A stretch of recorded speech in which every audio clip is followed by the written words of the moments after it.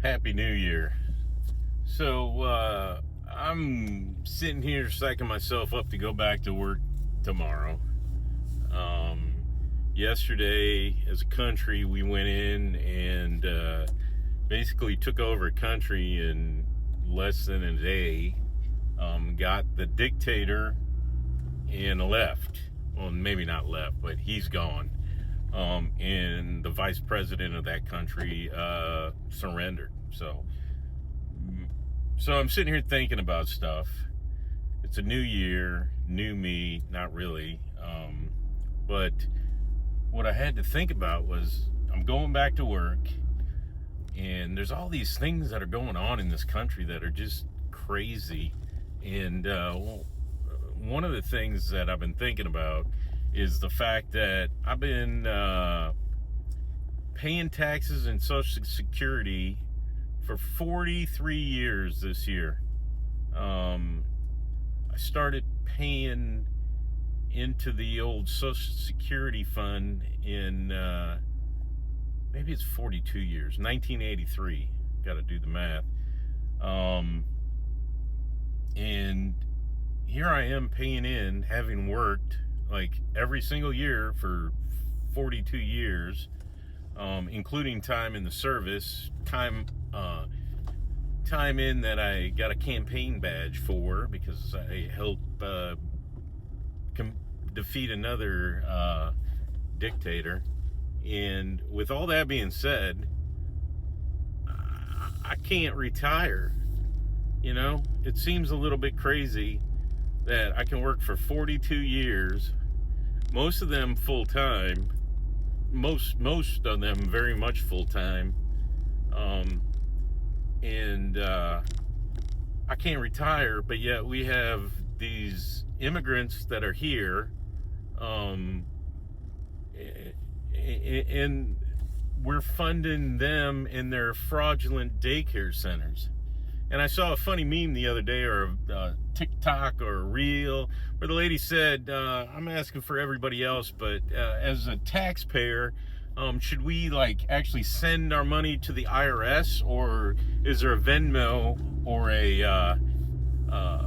ACH that we can just send it straight to a Somali daycare? So I'm like thinking about that. So I can't retire. I've been paying in. I pay a lot of taxes. My money's getting spent on illegal aliens, and one of the parties in this country seems to think that's very fine, that they can just send my money across the world and pay for transgender whatevers and how to speak correctly to women. Meanwhile, here in this country, we have veterans that are living out on the streets. Myself as a man and a Caucasian, I'm the root of all evil according to the Democratic Party. Which is, don't get me started, but I was thinking about that toxic masculinity, which is a bad thing, God forbid. But my grandfather, who was in the Army Air Corps at the end of World War I, was then branch transferred into the new Air Force, which is September 1947. Then he went on as a forward air controller in Korea and got 2 or 3 Purple Hearts and I think a Bronze Star or 2. And then my uncles on both my dad's side and my mom's side, and a lot of their friends went to a nice little place called Vietnam because we were fighting the communists. But yet we did all that Chinese communists in Korea. My grandfather did, and then Vietnam, and New York voted in a socialistic guy. I'm just, and again, my channel's usually automotive, but I just don't understand what's going on with the world, man. So anyways, my money's going to people that I don't want it to go to. I have no choice. I have to pay or I go to jail. Meanwhile, we're trying to stop the drug flow into the country, and everybody's losing their minds because they'd rather protect drug dealers that are like killing Americans with their drugs. But because we're doing it toxic masculinity is the problem and we shouldn't be blowing people up that are killing us. I just don't get it. So I'm like sitting here all pent up with frustration and anger. Oh, so I got sidetracked on that. But so my uncles went to Vietnam, and then myself and my brother spent time in. I went to the nice places like Saudi Arabia, Abu Dhabi, helped get rid of another dictator who was getting a bunch of stuff from not only us, which is another thing. We funded the guy that, I just don't get it. We funded the guy that then we had to fight a war against to make sure that we kept our oil flowing. So, and then yesterday we did the Venezuela thing because China was going to go in and take. I'm no international mastermind, but I thought like in the 1800s, maybe 1700s, we had a thing called the Monroe Doctrine where we didn't want our enemies in this hemisphere. I think I remember that from school when they still had school and we didn't have standardized tests and all that other good stuff where they tried to teach us about actual history rather than whatever they want us to know. So, anyways, I'm getting ready to go back to work tomorrow. I'm getting ready to go back and earn some more money so I can pay more taxes, so more people can spend it on illegal immigrants and transgender schooling in Ethiopia and all that other stuff. And I apologize if you came here for car coverage, but I'm just like, I can't imagine that anybody in their right mind is sitting around in Washington going, yeah, I think it's fine. Let's send some money to the transgender dudes in Sri Lanka so they can get a breast implant.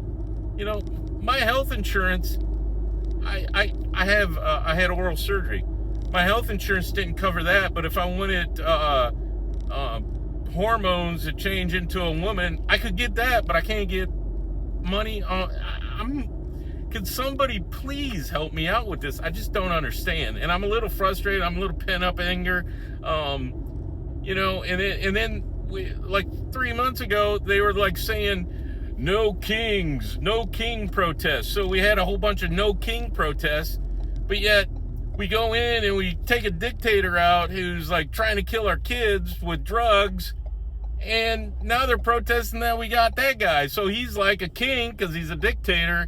And it's okay that he's a dictator and he's got all his people and they're trying to get away. But it's okay that he sends his gangs into our country to sell drugs to our kids so that they'll die. But we try to get rid of him. And then we got protesters even here in New Orleans. I'm like, what?